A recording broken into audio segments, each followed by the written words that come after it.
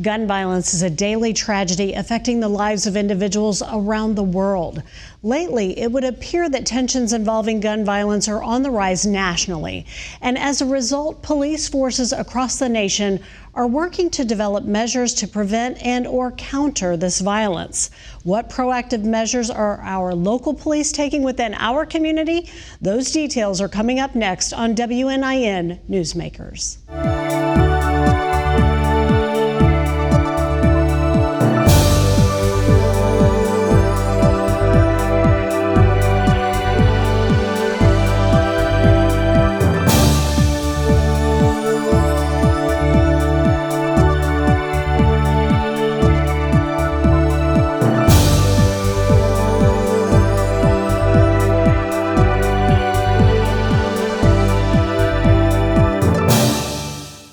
Here to talk about efforts to mitigate gun violence in our community are Detective Hadley Goodman of the Evansville Police Department and Sheriff Dave Wedding of the Vanderburgh County Sheriff's Department. Detective Goodman works as a detective for the EPD's Viper unit, and Sheriff Wedding has worked in, supervised, or commanded every area of the Sheriff's Office. Thank you both for joining us today. Glad to be here.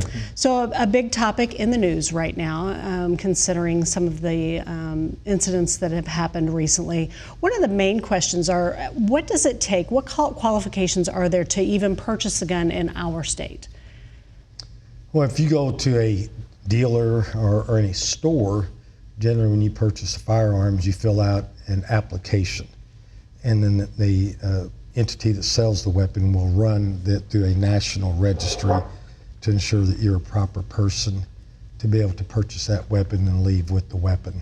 It's a quick and almost instantaneous check, but you do have to fill out a fairly lengthy piece of paper that answers a lot of questions about who you are, if you've been convicted of any crimes, are you here illegally, are you of good mental capacity, and then they run you to see if you've been convicted of any felonies or an improper person. So what types of things would disqualify someone from gun ownership? Well, if you've been convicted of a felony, that would cause you to be disqualified. If you've had multiple alcohol convictions, or if you've been treated and are considered an unsound individual, you're mentally unstable, that could be a disqualifier. Is there anything, when we look at some of the incidences in the past, and we talk about red flag laws and those types of things that may have been kind of this trigger that this person maybe should not have been purchasing a gun, they don't have that history. Is there anything that can be put into place that might catch some of those applicants who shouldn't purchase a gun but don't have that official record? I think right now we have a pretty efficient system in place with the permit system, which is going to go away July the 1st, for better or for worse, however you feel about it. But so far, that's kind of one of the things that we've used to catch up some of those individuals, because nothing's going to stop you from lying on your application. You know, that would knock you out if you're found out. But when it comes to, is someone a felon, that's maybe a little bit easier to find out than has someone been hospitalized for mental health reasons. All right. You just mentioned permitless carry law that's going to go into effect the 1st of July, right? So I know some law enforcement has come out against that change.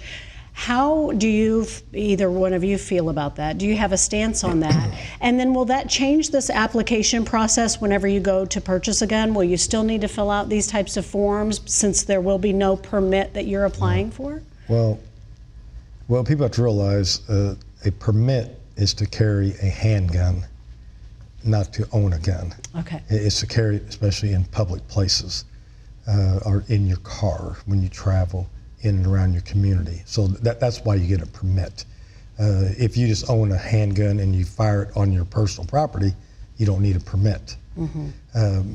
What I find odd about allowing permitless carry is we're a nation of laws, rules, regulations, and licenses and fees, and I'm an avid hunter and fisherman. And in Indiana, it's a constitutional right to hunt and fish. But each year I have to apply for and buy a hunting license, fishing license, any deer stamp, duck stamp, goose stamp, turkey, you name it, you're feed to death to be able to hunt and fish in our state. And that's if I was wanting to fish on private property and take my grandchildren, I would have to buy a license to fish on somebody else's private property. So to buy a handgun license to me is a pretty minor imposition of someone, especially you can buy a lifetime permit. And it gives law enforcement a way to vet that candidate. They come to local law enforcement, and the application ends up at the Indiana State Police because they're the true record keepers of firearms permits in the state of Indiana. When I oversaw the handgun permits for nearly 5 years, I don't know if I ever had a person that was upset because they came in to get a firearms application. They were usually pretty happy and almost proud to carry that lifetime handgun license. One of our senators here in Southwest Indiana did a poll of her constituents asking if they would or would not like to have firearms permits. And almost 80+% of the people responded that they're okay with the permit to carry a handgun. So I think the average person doesn't care to carry a handgun with a license. And I'm an avid NRA supporter. I donate each year at their banquets. I own lots of firearms. I carry firearms. I hunt. I fish. So I'm not against any type of gun ownership, but I think government can have some type of regulation on the carry of certain weapons. All right. And do you feel like there's any danger in now removing that requirement to have a permit? I think first and foremost, I agree with a lot of what the sheriff said, but it's an invaluable tool for law enforcement. There's no question about that. And some of the, I think decisions have consequences for better or for worse. So doing away with the permit is going to have consequences. I do agree with that, no questions asked. We're going to allow, 18-year-olds can carry firearms now, with no vetting process, nothing like that. When I was 18 years old, I didn't always make the best decisions, okay? Right. And a trend that we see in law enforcement, or just speaking for myself, that I see in law enforcement, is too often people try to use firearms as a way to solve a problem. And it's not that. It's not what it should be. You should never draw a firearm unless you plan to use it. And I go to runs every single day where people think that we're having an argument and the thing to do is for me to pull out my gun to end this argument, to let you know this is the point that I'm trying to make, and that's not what they should be used for. Well, you mentioned the age, and some of the debate now is, should the age to purchase a firearm be raised? You have to be 21 to purchase alcohol. Should it be 21 to purchase a firearm? What do you feel like the pros and cons, or is there any benefit to raising the age to purchase a firearm? Well, I think you have to look at what type of firearm, because many people start hunting when they're 12, 13, 14, 15 years of age, and you're going to need a firearm to hunt with, and even small game, deer, whatever you're going to do. So I don't think owning the weapon is the problem. I think it's having laws in place to govern the ownership itself.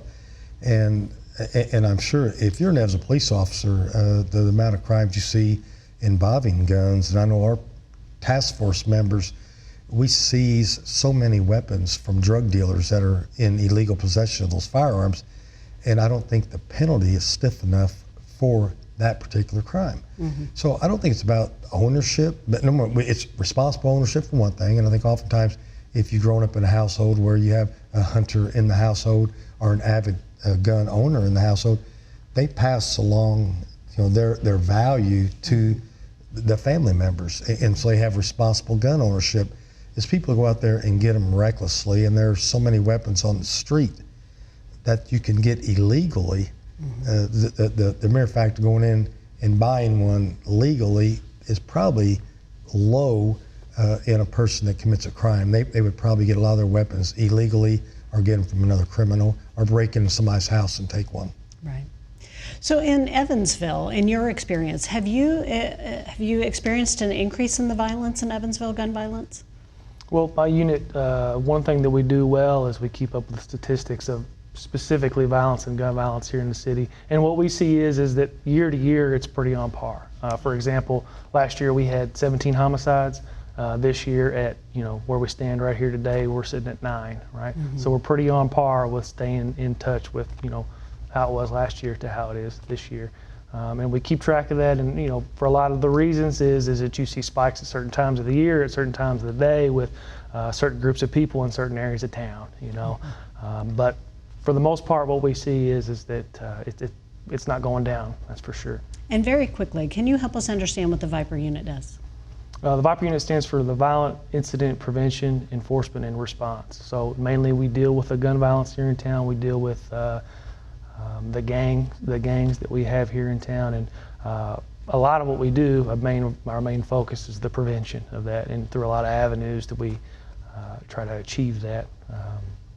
One thing that we've taken on recently, the city of Evansville, as well as my unit specifically, is we've partnered with an outside company who's come in and kind of done an audit of us, and it's the gun violence reduction kind of task force. And there's a lot of avenues that go into that, and Evansville's put a lot of time, a lot of resources into trying to combat this problem, because we feel like that it's not going anywhere, and proactive approach is definitely the way to go.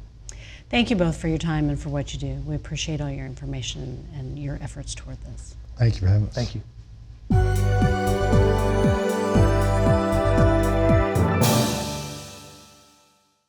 Now we're joined by Tim Alford of the Evansville-Vanderburgh School Corporation and Paul Cruz of the Warwick County Sheriff's Department. They'll be speaking to us about the gun violence mitigation practices that are being done locally within schools during crises of gun threat or ongoing gun violence. Gentlemen, thank you so much for being here. Well, glad to be here. Can you help us and our viewers understand what types of proactive measures you are taking to ensure that no violent individuals that are in possession of guns actually breach the school systems, both in Warwick County and Vanderburgh County? Okay. Well, EVSC has their own police department, if that's not well known, but we have our own police department, but we also partner with the Vanderburgh County Sheriff's Office and the Evansville Police Department, and the three agencies together partner together to create protocols, procedures, to mitigate any kind of threat to our schools. Without getting too specific, but all of our schools are secured, locked down. You can't just walk into any of our buildings. They're properly secured and monitored all day long to mitigate just anyone walking off the street to come into the building. So the security system is several layers deep. So it's just not like police officers. Police officers are just one facet of our security system, which some people think it's like that's it, but Right. but we have different layers, and those layers include our own students, teaching our students, kind of like see something, say something scenario. We teach our students yearly and teach our staff, teachers, administrators to be cognizant of their surroundings, because that's part of the security system, is being aware of who's outside your buildings, who's inside your buildings, and so it's a team effort. Right, right. And how about in Warwick County? How is that? What type of proactive measures is Warwick County taking in terms of both the Sheriff's Department and your school resource officers? Much like EVSC, I mean, our buildings are secured, the access points are controlled. It's much better than it was 20 or 30 years ago, especially. But we also have school resource officers. We have deputies in all the middle schools and high schools, and Boonville City Police also has an officer assigned to their high school, and then we also have school safety officers that they're full-time deputies that work overtime covering the elementary schools on a rotational basis to ensure a little extra security at all of those schools throughout the county. Of course, it seems to be, or appears to be, that these incidents are happening more often in other cities. Have you changed or kind of beefed up or evolved your protocols in response to some of the incidences that have happened elsewhere? And do you kind of do a best practice learning off of the successes and failures of those incidents? Our school safety commission meets every month, and it's the police chiefs from the county and sheriff, as well as the school officials, and they meet every month, and those items are discussed. If something like that has happened, then they discuss those, and what could we learn from it, what can we change to improve, and oftentimes just that situational awareness of what's going on throughout the nation, what the trends are, and how we might respond, and are our protocols up to date, or does something need to be reviewed and changed to reflect what's going on today. Right. Yeah, in and school yeah, system. we do that too in Vanderbilt County also. And yeah, I like to think of our safety protocols are fluid. They change day to day depending on what's going on. Obviously, the tragic incidents that occur around our nation, we dissect it, we review it, we try to get as much information as possible to see, like, are we doing something wrong? Because we don't want it to happen here. Kind of see what our vulnerabilities are, and you learn. You know, it's a never-ending, evolving scenario. We don't just create a protocol and then, okay, that's going to be our protocol for the year. It's like, no, day to day, something can happen today, and I can walk out of here and we will change how we do things, because security is an ever-evolving scenario, and we want to be proactive instead of reactive. So we're always looking and learning. So, of course, the more eyes you have to kind of scan the environment, see what's going on, the better. What do you say to parents and students who might have that anxiety about something that they're observing, but they're not willing to make that call, or they're not sure if they should make that call because they know they're going to draw resources in and it might not be a threat? What would you say to someone who's kind of on the fence about that? Go ahead. Okay. I would say call. I would say if you see something, say something. If it turns out to be completely innocent, then at least we've investigated it, at least we've looked at it, as opposed to thinking, I'm not going to call because it's no big deal, and it turns out to be a true threat. So the see something, say something slogan, I strongly encourage, because any phone call we receive, we jump on it, we investigate it to its full extent to make sure there is not a threat. It doesn't have to even be related to guns. It could be just suspicious people outside our buildings or anything like that. And there is a tip line that you can use, that the public can use, and it's completely anonymous. Right. So if they want to call the tip line and just leave information that they've seen or suspect, then we can follow up on it. You're letting us know what's going on without identifying yourself, so to speak. So that's a good way. If you don't really want to get involved, but you want to get involved, that's the perfect way. Well, and in some of these national incidences, we've seen maybe some tips and some hints that have been given on social media and other types of online platforms. What would you say to parents, and what would you say to students about what they see on online platforms and how serious or what they should do in response to those types of things? I would echo what Tim just said. Both systems have the anonymous tip lines available. You know, go through the school corporation's website or the school's page to find those, or make the report directly to the sheriff's office or the local police department. Because if we don't know, and oftentimes we don't know those things, and it's stuff that is, and sometimes it's not discovered until after the fact anyway, but when we know, and maybe somebody's already on the radar, and they already are aware of something that's going on, but there's just not been quite enough information to act on or something, and that little bit of information might be what they need, or just so that the administrators of the building can be on top of it and maybe get the right services for the student or the individual that's in crisis. Wonderful. But basic information today is that our schools are safe. Yes. Parents can feel comfortable sending their kids to school, and that there are many, many plans in place, correct? Absolutely. Absolutely. Thank you both for your time today. We appreciate all your important information. Glad to be here. Thank you.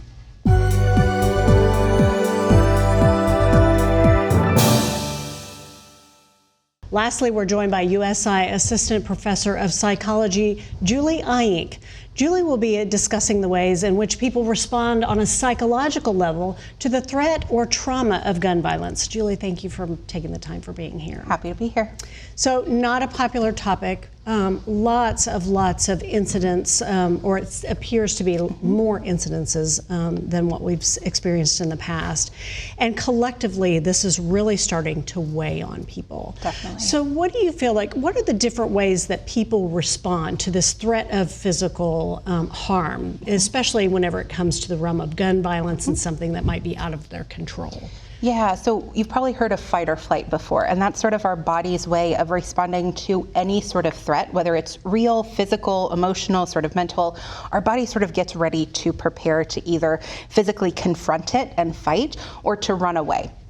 There's also a couple of other responses. You can freeze. You can also try to fawn and try and please the other person. And which one we sort of choose depends on your past experiences. It might depend on the situation, which one you think might work best.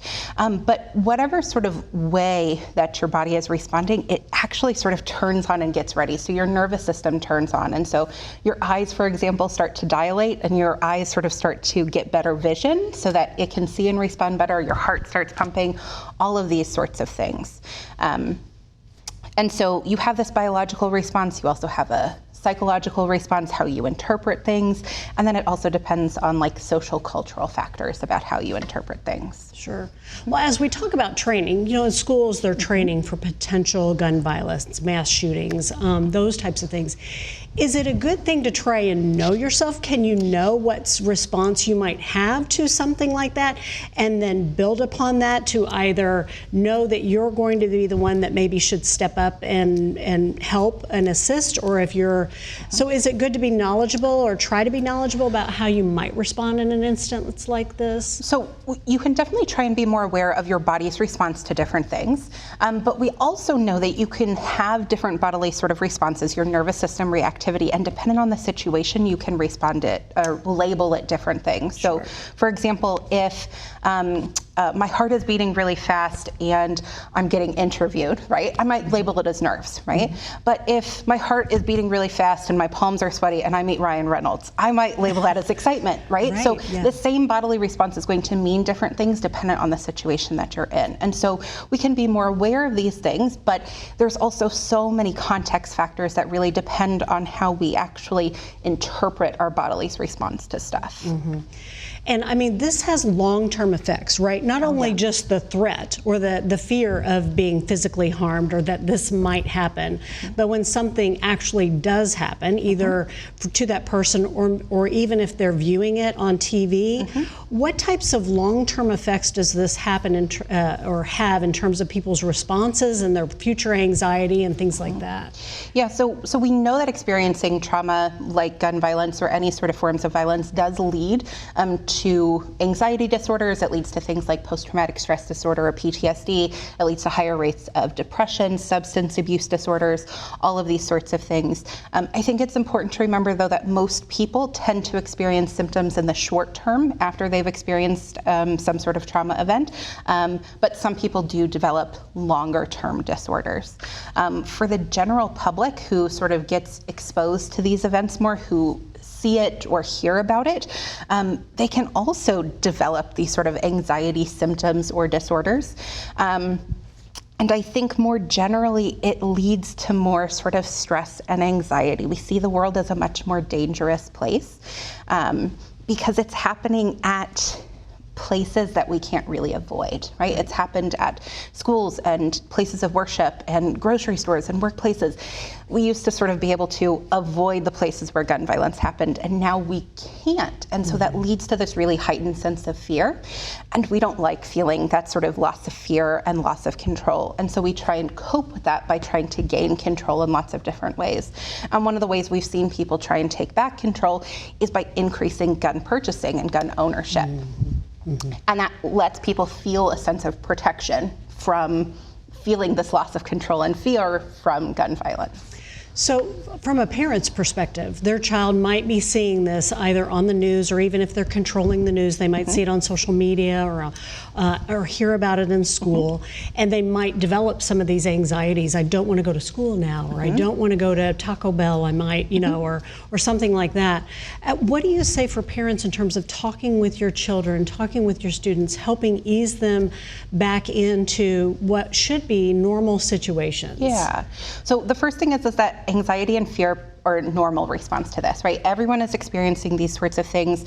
And so the goal is to not eliminate the fear, it's to reduce it, because fear is an adaptive response. We need to have fear in order to be able to appropriately respond to situations. And so if your child or you are fearing or feeling fear in these sorts of situations, you do want to talk about it. Always, of course, try and reach out to mental health professionals, whether that's your school counselor, whether you have an outside mental health professional that you talk to, anything like that. But you do want to talk about it. You want to talk about the ways that you can control the types of situations, right, to reduce the sort of anxiety, the low likelihood that this is going to happen, the things that they can do to feel more control of the situation. So, and for the general public, we talked a little bit about this, and seeing this, being exposed to this so many times, there is some thought, there are some camps that feel like exposing this is also encouraging the notoriety of causing events like this. From a psychological standpoint, do you feel like there's validity to that the more that people are seeing this, if they have difficult intentions, that this might encourage that type of behavior? So it definitely depends on how we're covering it in the media. So we know, for example, that suicide, if we're covering suicide, for example, a lot, there often tends to be increased rates in suicide, right? Like it's the media effect of suicide. In the same sort of way, if people feel like with media attention, they're getting a lot of positive attention, it might increase the sort of propensity for people to engage in that sort of behavior. And so I think we all need to be careful about how we're talking about it to not reward the behavior in any sort of way, to try and put the focus more on the victims and prevention and that sort of thing, as opposed to the actual perpetrator of the violence. All right. Well, thank you, Julie. We really appreciate all your information. Of course.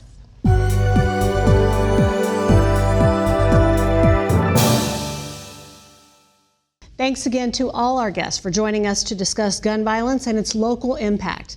Next week, we'll touch on inflation and the effects that has in our community. Thanks for watching WNIN Newsmakers.